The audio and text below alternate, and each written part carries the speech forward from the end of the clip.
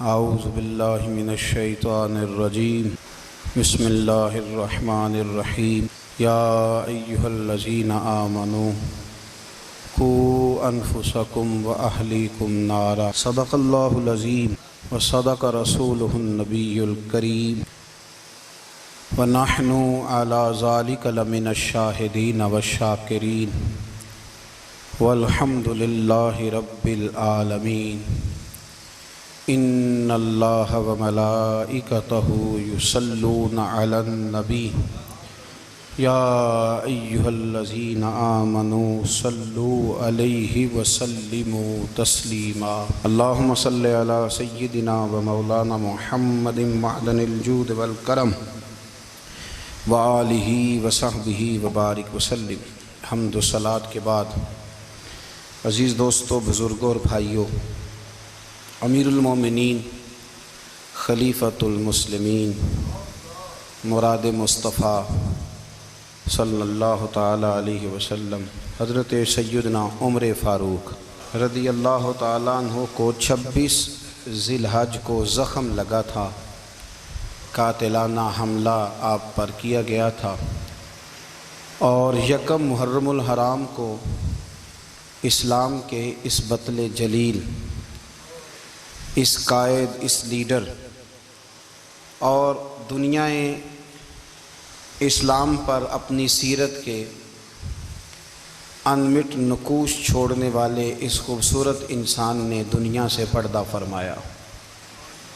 حضرت عمر فاروق رضی اللہ تعالیٰ عنہ ان لوگوں میں سے ہیں جو ابن الوقت نہیں ہوتے، ابو الوقت ہوتے، جو وقت کے مطابق نہیں بدلتے بلکہ وقت کو اپنے مطابق بدل دیا کرتے ہیں۔ یہ وہ لوگ تھے کہ دین ان کا اوڑھنا بچھونا تھا، ان کا چلنا پھرنا دین تھا، ان کا ہنسنا اور رونا دین تھا۔ انہیں علم الیقین سے لے کر عین الیقین تک ایک خاص مقام اللہ نے عطا کر دیا تھا، تو بس پھر یہ سمجھ گئے تھے کہ دین ہی زندگی ہے، دین ہی روح ہے، اور دین ہی ہماری اصل ہے۔ نبی کریم صلی اللہ تعالیٰ علیہ وسلم نے فرمایا کہ میں نے خواب دیکھا ہے، کچھ لوگوں کو میں نے قمیضیں پہنے ہوئے دیکھا، کچھ کی قمیضیں ناف تک تھیں، کچھ کی پیٹ تک تھیں، اور کچھ کی گھٹنوں تک تھیں۔ عمر، میں نے تمہیں بھی دیکھا ہے، تمہاری قمیض تو پیروں سے ٹکرا رہی تھی۔ تو حضرت عمر کہنے لگے، حضور خواب کوئی دیکھتا ہے، تعبیر کوئی بتاتا ہے، پر یہاں کمال یہ ہے کہ خواب بھی آپ نے بتایا ہے، تعبیر بھی آپ ہی بتائیں گے۔ حضور پھر بتا دیں اس خواب کی تعبیر کیا ہے؟ تو حضور نے فرمایا تعبیر یہ ہے کہ کسی کا دین ناف تک، کسی کا گھٹنوں تک، کسی کا پیٹ تک، اور عمر تو سارا ہی دین میں لپٹا ہوا ہے، تو سارا ہی دیندار ہے، سارا ہی۔ حضرت عمر فاروق رضی اللہ تعالیٰ عنہ آئیڈیل ہیں، ایک ہیرو ہیں۔ ان کی زندگی کے درجنوں پہلو ہیں، ہر سال ہم ایک پہلو بیان کر دیتے ہیں، کبھی عدل و انصاف پہ بات کر لیتے ہیں، کبھی نظام حکومت پر۔ ان کی زندگی کا ایک پہلو آج بھی ہماری گفتگو کا عنوان رہے گا، پر حضرت عمر کا مرتبہ اور مقام یہ ہے کہ نبی کریم علیہ السلام نے فرمایا کہ جبریل امین 950 سال میرے عمر کی شان بیان کریں تو عمر کی شان ختم نہیں ہوتی۔ 950 سال اگر حضرت جبریل بھی بیان کریں تو یہ مقام ہے سیدنا فاروق اعظم کا۔ اللہ تبارک و تعالیٰ نے جس طرح سارے نبیوں میں شان حضور کو عطا فرمائی، اسی طرح تمام نبیوں کے حواریوں میں سب سے زیادہ شان حضور کے غلاموں کو عطا فرمائی۔ قرآن مجید میں اللہ کریم نے فرمایا یا ایھا الذین آمنوا قوا انفسکم واہلیکم نارا، فرمایا اے ایمان والو، خود بھی جہنم کی آگ سے بچو اور اپنے گھر والوں کو بھی دوزخ کی آگ سے بچاؤ۔ خود بھی بچو اور اپنے گھر والوں کو بھی، کس کو جی؟ ہماری ساری نصیحتیں باہر والوں کے لیے۔ باہر ہمیں بہت بڑا لیکچر بھی دینا پڑے تو چلتا ہے، بہت بڑی داستان سرائی بھی کرنی پڑے تو چلتی ہے، سٹیٹس اور معیار یہ ہے کہ سارا کچھ باہر والوں کے لیے، اور گھر کے وہ پھول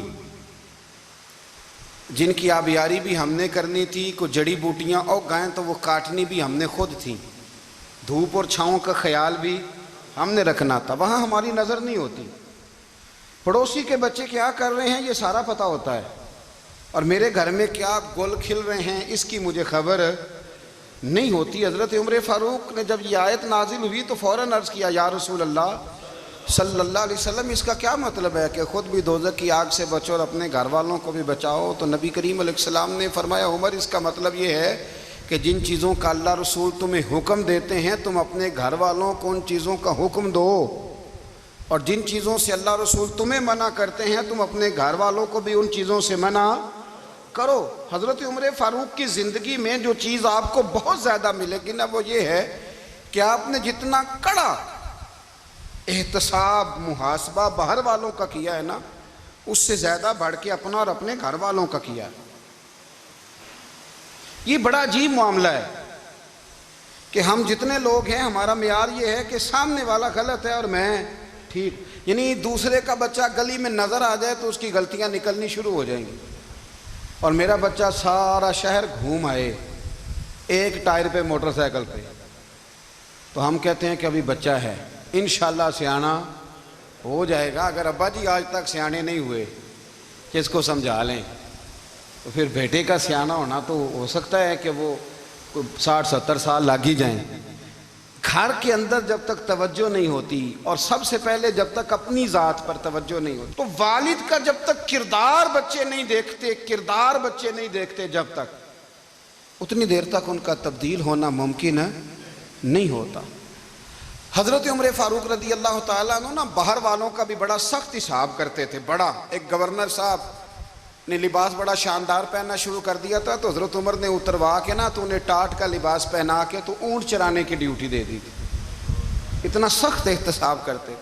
کسائی کی دکان پر بھی 1-2 گھنٹے کھڑے ہوتے تھے۔ جو آدمی مسلسل 2 دن گوشت خریدتا تھا نا، فرماتے تھے اس کا ٹیکس بڑھا دو، لوگوں کو دال نہیں مل رہی اور یہ روز گوشت کھاتا ہے۔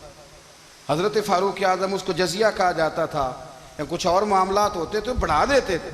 مسلسل جو 2 دن آدمی گوشت کھاتا تھا، فرماتے تھے مدینے میں غربت ہے، اگر یہ والا نظام تم کرو گے تو غریب لوگ کس کی طرف دیکھیں گے۔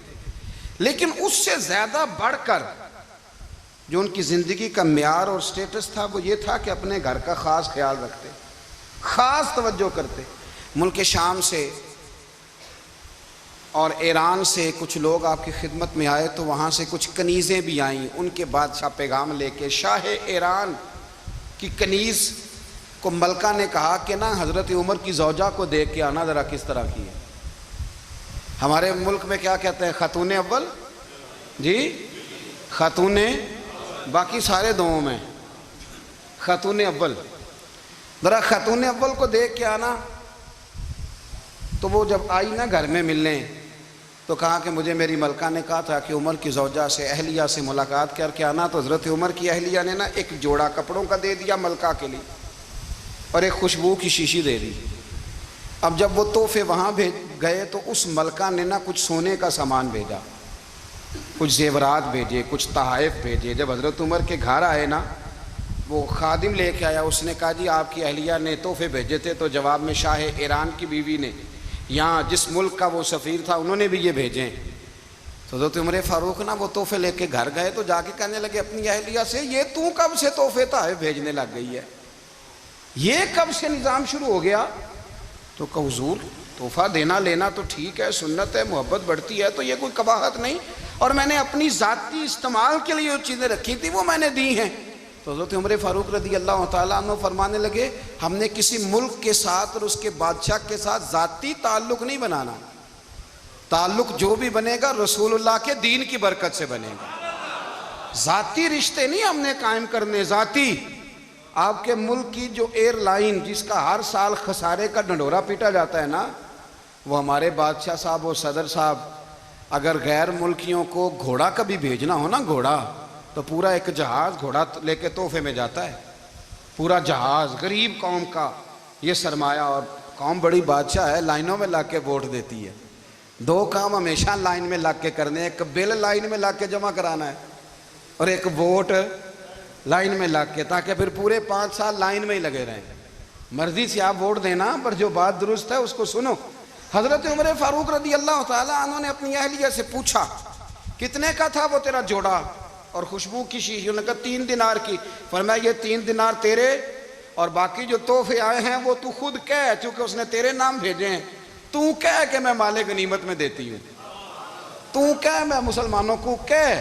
تو زوجہ ہنس پڑی، کہنے لگی میں نہ بھی کہوں تو مجھے کہنا تو پڑے گا ہی، کہنا تو میں نے ہے ہی، کیونکہ سامنے عمر فاروق ہیں، لہذا فرمایا کہہ دیتی ہوں میں نے دیا خزانے کو. حضرت عمر نے جمع کرا لیا. میں یہ کیا بات ہوئی؟ میرے گھر والے جو مرضی کریں، ان کا معیار زندگی جس طرح کا مرضی ہو. اور حضرت عمر ایک جملہ کہا کرتے تھے، اللہ کرے کہ یہ باتیں اس دور حاضر میں ہماری سمجھ میں آئیں. حضرت عمر فاروق رضی اللہ تعالیٰ عنہ اپنے بچوں کو فرمایا کرتے تھے کہ بہت آدمی کو بھوک لگی ہو نا، اور پھر اس کی پسند کا کھانا پکا ہو، جتنے شوق سے وہ اس کھانے کو دیکھتا ہے نا، فرمایا اس طرح پوری قوم اپنے بادشاہوں کے خاندان کو دیکھتی ہے. اس تیزی کے ساتھ دیکھتے ہیں کہ ان کے گھر میں کیا ہو رہا ہے، ان کا معیار زندگی کیا ہے، ان کا سٹیٹس کیا ہے. سیدنا فاروق اعظم رضی اللہ تعالیٰ عنہ نے اپنے گھر کے اندر اپنے بچوں، آپ کے بچے دونوں کاروبار کے لیے مصر گئے، تو وہاں کے گورنر صاحب نے لوگوں سے، ایک بہت بڑا قافلہ گیا مدینے سے مصر تجارت کے لیے، جاتے ہیں نا آج بھی قافلے کئی ملکوں میں، تو یہ گئے تجارت کے لیے. تو حضرت عبداللہ ابن عمر، حضرت عبید اللہ ابن عمر، حضرت عمر کے دونوں بیٹے گئے. جناب عمر فاروق کے بچے جب وہاں پہنچے تو مصر کے گورنر نے نا لوگوں کو تعارف کرایا کہ یہ عمر فاروق کے بیٹے ہیں. یہ حضرت یہ چودھری کے بیٹے کو کون بتاتا ہے کہ تو چودھری کا بیٹا ہے؟ باہر والے بتاتے ہیں، گھر والے جی. اور سیٹھ صاحب کے بیٹے کو کون بتاتا ہے کہ تو سیٹھ صاحب کا بیٹا ہے؟ اور مالک کو کون بتاتا ہے کہ تو مالک کا بیٹا ہے اور یہ کرایہ دار ہے؟ یہ کون بتاتا ہے؟ یہ سوچ ہم دیتے ہیں بچوں کو. چودھری اور کمی کی سوچ، امیر اور غریب کی سوچ، مالک اور کرایہ دار کی سوچ، گھر کے مالک کی اور کام کرنے والے کی سوچ، یہ ہم دیتے ہیں. یاد رکھنا، یہ ہم دیتے ہیں، یہ ہمارا مزاج ہے، یہ باہر سے نہیں آتی. تو کوئی شہزادہ ہے، تو سیٹھ ہے، تو نواب ہے، یہ سوچ باہر سے نہیں آتی. یہ اماں سوچ دیتی ہے، اماں، یہ ابا سوچ دیتا ہے.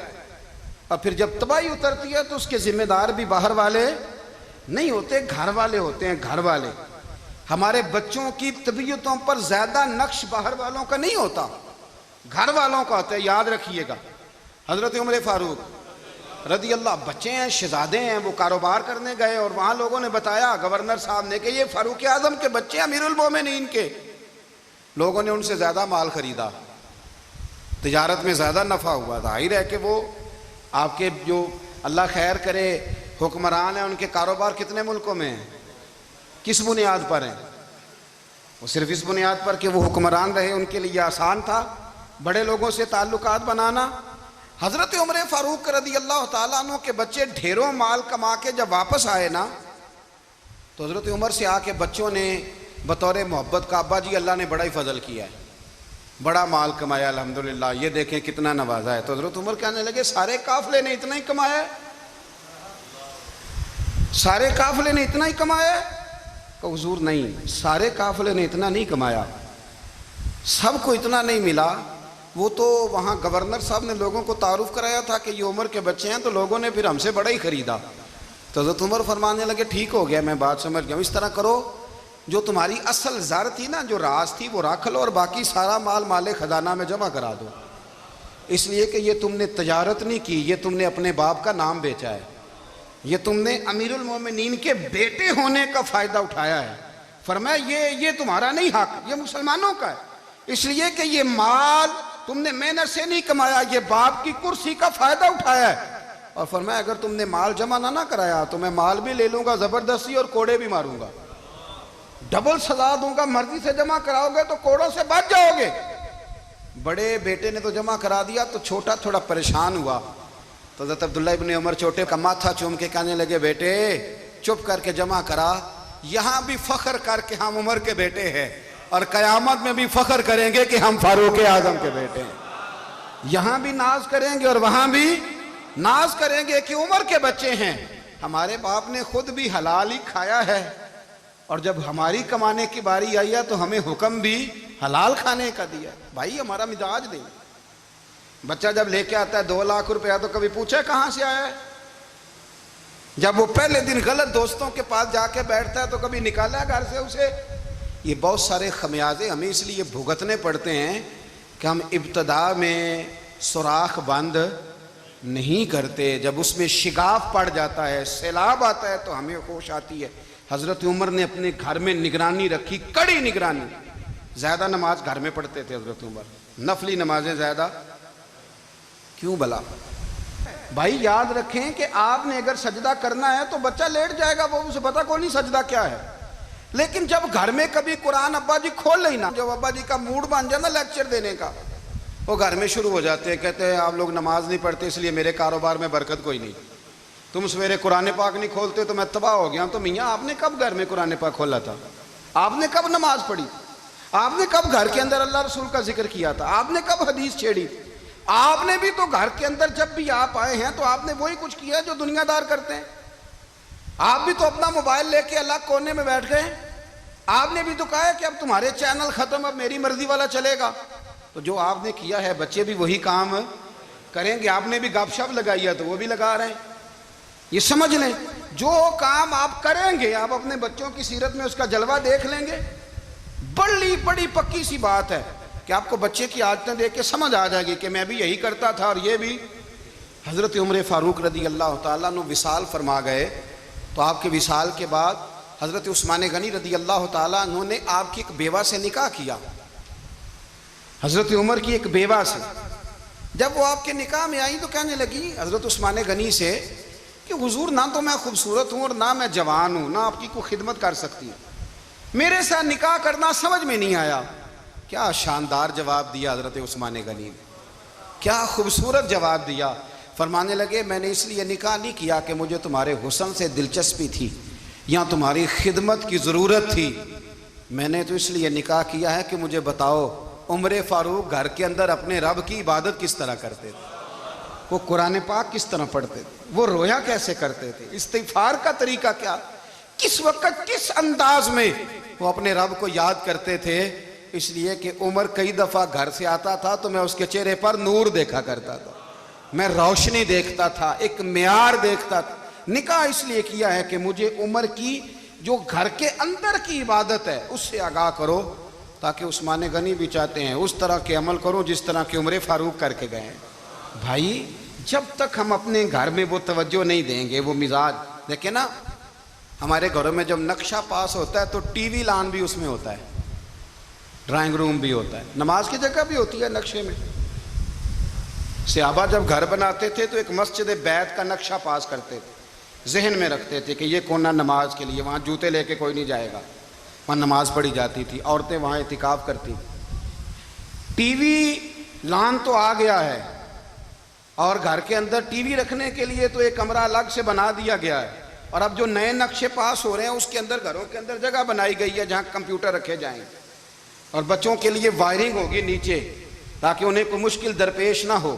یہ ساری چیزیں ہم نے نہانے کے لیے گھروں کے اندر اتنے بڑے واش روم بنائے ہیں کہ لگتا یہ ہے کہ سوائے نہانے کے اور کام ہی نہیں کوئی گھر میں ہوگا، ہر چیز آ گئی، پر اللہ کرے کوئی تفسیر بھی ٹیبل پہ پڑی نظر آئے، کوئی حدیث کی کتاب بھی ٹیبل پہ پڑی نظر آئے۔ اللہ کرے کہ جس طرح ابا لطیفہ سن کے آتا ہے تو جب تک سنا نہ لے اسے ہضم نہیں ہوتا، اللہ کرے کہ وہ جمعے میں بیان سن کے جائے تو اس کا بھی دل کرے میں اپنے بچوں کو سناؤں، وہ نبی پاک کی کوئی حدیث کہیں سے سنے تو گھر جا کے سنائے۔ جب تک یہ معیار نہیں بنتا آپ کیسے توقع کرتے ہیں کہ گھر کے اندر اللہ کی رحمتیں نازل ہوں گی؟ آپ یہ کیسے توقع کرتے ہیں کہ گھر کے اندر وہ معیار اور وہ مزاج بنے گا؟ حضرت عمر فاروق نے ذاتی زندگی پر جو توجہ دی، گھر والوں کے معیار پر جو توجہ دی حضرت عمر فاروق رضی اللہ تعالیٰ عنہ نے، وہ بھی بڑی دیدنی ہے۔ حضرت ابو موسیٰ اشعری کو نا آپ نے وزیر خزانہ بنایا، وزیر خزانہ، تو حضرت ابو موسیٰ اشعری کہتے ہیں کہ حضرت عمر کو شے خزانے میں رہنے تو دیتے نہیں تھے۔ ایک دن میں صفائی کر رہا تھا اس کمرے کی جس میں خزانہ رہتا تھا۔ ہمارے تو ملک میں جو جاتا ہے وہ صفائی کر کے ہی جاتا ہے، اللہ خیر کرے.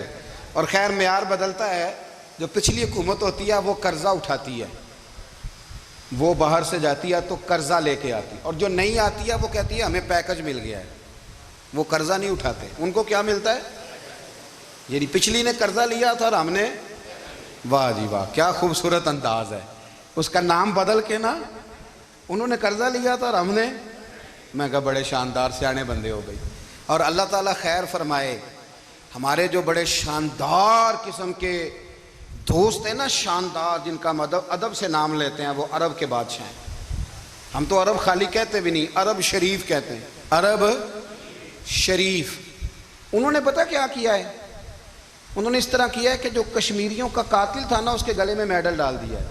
یہی کام وہ کرتے رہتے. انہوں نے پہلے انہیں بلا کے مندر بھی بنوائے تھے, ہمیں کوئی شکوہ نہیں, ان کی زمین ہے, اللہ تعالیٰ توفیق عطا کرنے والا ہے. پر خیال یہ تھا کہ چلو کشمیریوں کے زخم پر نمک نہ چھڑکتے, 2 مہینے انتظار کر لیتے, کچھ حالات سنور جاتے, کچھ تھوڑا انتظار. ہیں ہمارے دوست, ہمارے وزیر اعظم صاحب جب جاتے ہیں تو وہ پھولوں کا ہار ڈالتے ہیں ہمارے دوست. لیکن انہیں وہ حدیث یاد نہیں کہ نبی پاک علیہ السلام نے فرمایا جب میرے مومن کو تکلیف ہوتی ہے تو مجھے بھی گنبد خضرا میں تکلیف ہوتی ہے. انہیں نہ کشمیریوں کا خون یاد نہیں آیا, انہیں برہان وانی کی کٹی ہوئی لاش یاد نہیں آئی, انہیں 30,000 بیوہ عورتیں 30,000 بیوہ عورتیں یاد نہیں آئی, 30,000 بیوہ عورتیں جن کے سہاگ اجڑ گئے, اور انہیں 1.25 لاکھ یتیم بچہ یاد نہیں آیا جو یتیمی کی زندگی گزار رہا ہے. اور اس کے باوجود بہت بڑے ذمہ دار ہیں وہ. مجھے پڑھ لینے دو آج احمد فراز کا شعر. وہ ہمارے مکتب کوئی ایسا نہیں کہ وہ مولوی تھا, وہ غیر جانبدار تھا, پر مجھے آج پڑھ لینے دو اس کا شعر. ایک کلیجے کا درد ہے, پڑھ لینے دو. اس نے کہا تھا کہ پڑھتا ہوں تو کہتی ہے یہ خالق کی کتاب ہے, مثل یہودی یہ سعودی بھی عذاب, اس قوم کے بارے میں کیا لکھوں فراز, کعبے کی کمائی سے جو پیتے ہیں شراب, کعبے کی کمائی سے جو پیتے ہیں شراب, اس قوم کے بارے میں کیا لکھوں فراز. کہ کعبے کی کمائی سے جو پیتے ہیں شراب, میں خیال نہیں آیا تمہارا صرف دین یہ ہے کہ قبریں گرا دو, مزارات گرا دو, فقط یہ دین ہے؟ کوئی نبی پاک کے روزے کی طرف منہ کرے تو اسے مشرک کہو, یہ دین ہے؟ اس کا نام مذہب رکھا ہے تم نے. مذہب تو اس کا نام ہے کہ جو رسول اللہ کا نام لینے والا ہے وہ ہمارا یار ہے, اور جو نبی پاک کا نام لینے والا نہیں, ہمارا اس سے کوئی تعلق ہے. یہ دین ہے. حضرت عمر فاروق کی سیرت سنا رہا ہوں, حضرت عمر کی. حضرت ابو موسیٰ اشعری نے ایک عیسائی کو منشی رکھا تھا, اکاؤنٹ آفیسر حضرت ابو موسیٰ اشعری نے. تو حضرت عمر فاروق بول پڑے, کہنے لگے تمہیں مسلمان کوئی نہیں ملا تھا, کلمہ گو نہیں تمہیں نظر آئے, کشمیریوں کی لاشیں نظر نہیں آتی, ان کا خون بہ رہا ہے, تباہی اتر رہی ہے, اور تم قاتل کو گولڈ میڈل پہنا رہے ہو. اور یاد رکھنا, جب مسلمانوں کی بچیاں روندی جاتی ہوں نا تو پھر اسلام امن کا درس نہیں دیتا, پھر اسلام جہاد کی بات کرتا ہے, پھر اسلام جہاد کی بات کرتا ہے, جہاد کی. وہ قومیں غیرت مند نہیں ہوتی کہ جن کے گھروں میں آگ لگی ہو اور وہ غیروں کو ہار پہناتی پھریں. اللہ کا کچھ خوف کرو, زندگی مختصر ہے. دبئی میں کتنے رہے اور کتنے چلے گئے, خدا را کچھ خدا. تم سے اچھے تو وہ نیو یارک کے رائٹر ہیں جو کم از کم اپنے کالموں میں کشمیر کی بات کرتے ہیں. تم سے اچھا برطانیہ کا وہ شخص ہے جو کم از کم BBC لندن پہ رپورٹ جاری کرتا ہے تو کہتا ہے کشمیر پہ ظلم ہو رہا ہے. تم سے تو وہ اچھے رہ گئے. تم نے بات کرنا تو دور کی بات, تم نے دشمنوں کے گلے میں ہار پہنانے شروع کر دیے. کل جب پوچھیں گے بلا کے تم کو اپنے سامنے, کیا جواب جرم دو گے تم خدا کے سامنے؟ بڑی تکلیف ہوئی, بڑی تکلیف ہوئی. وہ نا منصور حلاج کو پھانسی دی جا رہی تھی تو حضرت جنید بغدادی بھی آ کے دیکھنے لگے. تو منصور حلاج کہنے لگے بابا سارا زمانہ دیکھے پر تو نہ دیکھ, سارا زمانہ تماشا دیکھے انہیں تو پتہ کوئی نہیں نا, تو نہ دیکھ. عرب شریف والو, ٹرمپ اسے انعام دیتا تو تکلیف کوئی نہیں تھی, ملکہ وکٹوریا اسے انعام دیتی تو تکلیف کوئی نہیں تھی, پر تم تو نہ ایسا کرتے. تم تو اپنے تھے, تم تو کلمہ گو تھے, تم تو یہ ظلم نہ کرتے, تم تو یہ حرکت نہ کرتے. میں کہتا ہوں ٹھہر ہی جاتے. جانا نہیں دنیا سے, اللہ کے حضور حاضر نہیں ہونا. جب رسول اللہ قبر میں آئیں گے تو کیا جواب دو گے؟ خدا را حضور نے فرمایا تھا گناہ روک نہیں سکتے تو دل میں ہی برا جان لو. ذالک اضعف الایمان، یہ کمزور ایمان ہے، کم از کم اتنی حد تک تو آ جاؤ، دشمن سے گلے تو نہ ملو. خدا را سمجھیں، ہمارا پہلا تعارف یہ ہے کہ ہم رسول اللہ کے غلام ہیں. اقبال نے کہا تھا وطن کا بت نہ بنانا، وطن کو بت نہ بنانا. اقبال کہنے لگے ان تازہ خداؤں میں بڑا سب سے وطن ہے، جو پیرہن اس کا ہے وہ مذہب کا کفن ہے. اس لیے کہ بازو تیرا توحید کی قوت سے قوی ہے، اسلام تیرا دیس ہے. اسلام تیرا دیس ہے، کیونکہ تو مصطفی ہے، تو نبی پاک والا ہے، مصطفیٰ والا. اسلام تیرا دیس ہے، تو مصطفی ہے. امریکہ میں جو مسلمان رہتا ہے ہمارا بھائی ہے، اور پاکستان میں جو مرزائی رہتا ہے اس سے ہمارا کوئی تعلق نہیں ہے. حضرت عثمان غنی نے اپنے چچا کے بیٹے سے کہا تھا کہ تو کلمہ نہیں پڑھتا تو تیرا میرا رشتہ کوئی نہیں. بلال حبش سے آیا ہے پر میرے نبی کا غلام ہے تو سگے بھائیوں سے بھی آگے ہے. ہزاروں قومیں وجود میں آئیں دہر میں خشک و تر کے رشتے سے، پر ہم نے بنیاد دوستی رکھی یاد خیر البشر کے رشتے سے. اپنی ملت پر قیاس اقوام مغرب سے نہ کر، خاص ہے ترکیب میں قوم رسول ہاشم. کچھ خیال کرے، پہلا تعارف دین ہے. اگر دین نہیں تو پھر کسی وطن کی کوئی ضرورت. اس لیے کہ پاکستان کا تصور اقبال نے پیش کیا نا، تو اقبال کہنے لگے ان تازہ خداؤں میں بڑا سب سے وطن ہے جس کو تم بت بنا کے پوجتے ہو. ہمارا وطن تو ہمیں جان سے زیادہ پیارا ہے، پر پہلے پاکستان نہیں، پہلے اسلام. پہلے اسلام تیرا دیس ہے، تو مصطفی ہے. تو آمدام برسر مطلب حضرت عمر فاروق رضی اللہ تعالی عنہ. حضرت سیدنا ابو موسیٰ اشعری کہتے ہیں کہ میں نے نا صفائی کی، مال غنیمت کی میں نے صفائی کی، تو ایک دینار مجھے نا کہیں پڑا ہوا مل گیا. تو فرماتے ہمیں اجازت ہوتی تھی کہ ایک آدھ دینار ہم اپنی مرضی سے کہیں خرچ کر سکتے. اگر آپ ناراض نہ ہوں تو ہمارے ہاں جب چیئرمین صاحب ناظم صاحب ٹھیکے دیتے ہیں تو ٹھیکیدار ان کا چھوٹا بھائی ہوتا ہے، یا چچا کا بیٹا ہوتا ہے، یا خالہ کا بیٹا ہوتا ہے. وہ خود ناظم ہوتے ہیں اور ان کا چھوٹا بھائی ٹھیکیدار ہوتا ہے. یعنی وہ نا سارا کچھ گھر کے اندر ہی رہتا ہے. گھر کے اندر ایک پیسہ دیتا ہے، دوسرا واپس اس کو واپس کر دیتا ہے، گھر کے اندر ہی. اب تو خیر ہمارے لوگ سمجھدار ہو گئے. ایک بندہ ایک سیاسی جماعت میں ہوتا ہے، دوسرا دوسری میں، اور تیسرا جس کی بھی حکومت آئی حکومت تو ہماری رہے گی نا، ایک بندہ تو ہے نا اس جماعت میں. یہ اچھا لوگوں نے ایک طریقہ نکالا ہے. تو حضرت عمر کے بیٹے گزر رہا تھا تو حضرت ابو موسیٰ اشعری کہتے ہیں میں نے صفائی کی تو ایک دینار نکلا. تو میں نے وہ ایک دینار نا حضرت عمر کے بیٹے کو دے دیا. میں نے کہا لو بیٹا اپنے چچا کی طرف سے تحفہ. تو گھر جا کے انہوں نے حضرت عمر کو بتایا کہ چچا نے پیسے دیے ہیں. چھوٹے بچے تھے. حضرت عمر نے حضرت ابو موسیٰ اشعری کو بلا لیا اور بلا کے فرمانے لگے میں تو تمہیں اپنا دوست جانتا تھا اور تو نے میری اولاد کو ہی دنیا دار بنانا شروع کر دیا. میرے بچوں کو ہی تم نے دنیا دار پیسوں پہ لگانا شروع کر دیا. میں تو تمہیں یار سمجھتا تھا. فرمایا تمہیں چاہیے تھا میرے بیٹے کو نصیحت کرتے کہ بیٹا پیسوں سے رب راضی نہیں ہوتا، اس کی رضا والے کام کیے جائیں تو رب راضی ہوتا ہے. اور فرمایا تمہیں کوئی اور گھر نہیں ملا تھا تباہ کرنے کے لیے، میرا ہی گھر ملا تھا. اٹھاؤ اپنا دینار اور خبردار آج کے بعد میرے بچوں کے ساتھ یہ والی نیکی نہ کرنا. اور ہمارا کیا سٹیٹس ہے؟ دوستی ہے یہ اس سے جو تحفے زیادہ دے، جو بچوں کو خراب کرنے میں مدد زیادہ کرے اس کے ساتھ یہ رہنا. حضرت عمر نے گھر پہ اور سب سے بڑھ کر اپنی ذات پہ توجہ کی. حضرت ابو مالک رضی اللہ تعالیٰ عنہ کہتے ہیں میں عمر کے پیچھے پیچھے ایک باغ میں گیا، اکثر اس باغ میں جایا کرتے تھے.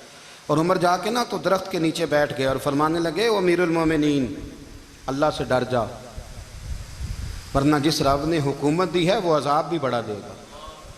ڈر جا رب سے. کبھی ساری زندگی حضرت عمر نے اپنا کوئی تعارف نہیں کرایا، کبھی نہیں. ایک بندے نے آپ کے سامنے تعریف کر دی آپ کی تو فرمانے لگے تو خود بھی ہلاک ہوا اور مجھے بھی ہلاک کر دیا. کیا ضرورت پڑی ہے میری تعریفیں کرنے کی؟ اتنی دیر میری تعریف میں لگائی. اللہ کا ذکر کرتا رب تجھے ثواب دیتا، حضور پہ درود پڑھتا تو رب تیرے اوپر رحمتیں نازل کرتا. کس چکر میں؟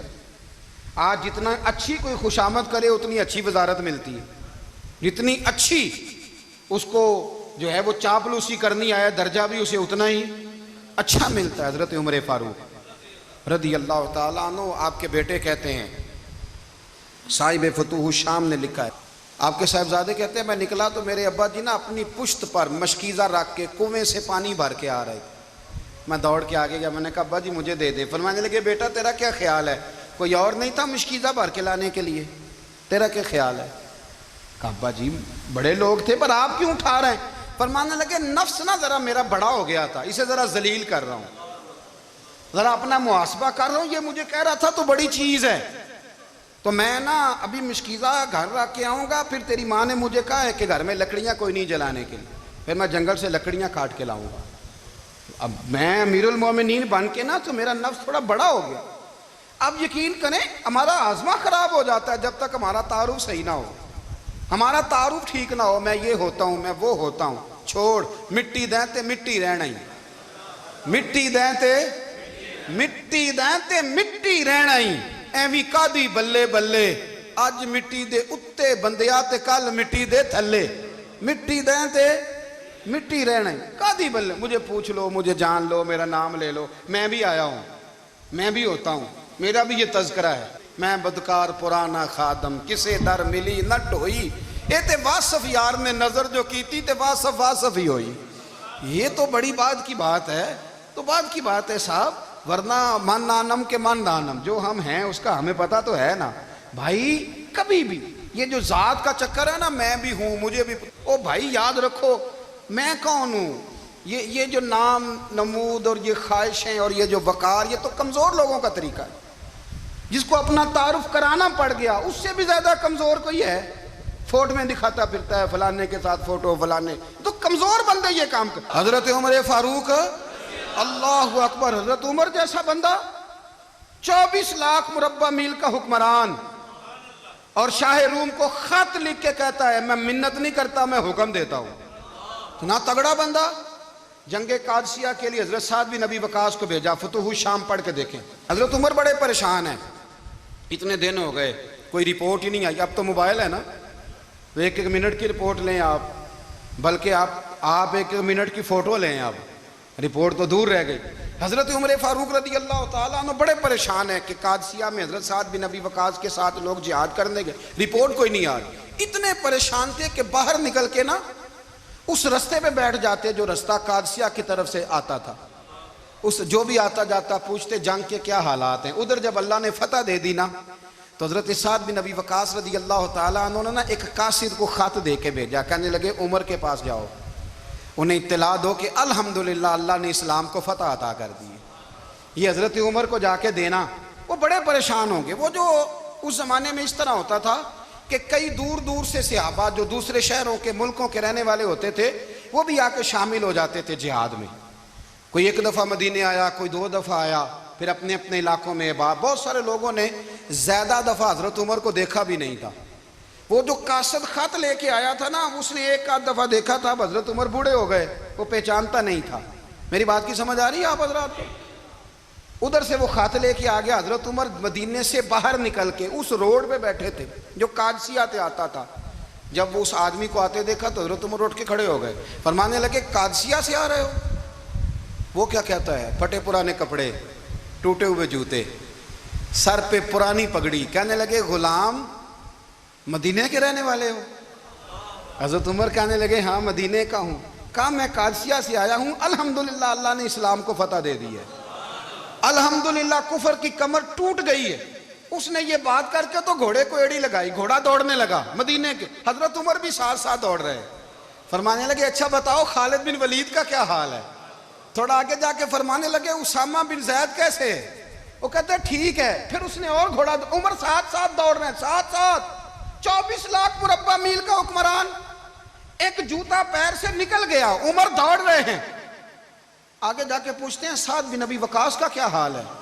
کہ حضور وہ بھی ٹھیک ہے۔ کتنے لوگ میرے شہید ہو گئے مسلمانوں میں سے؟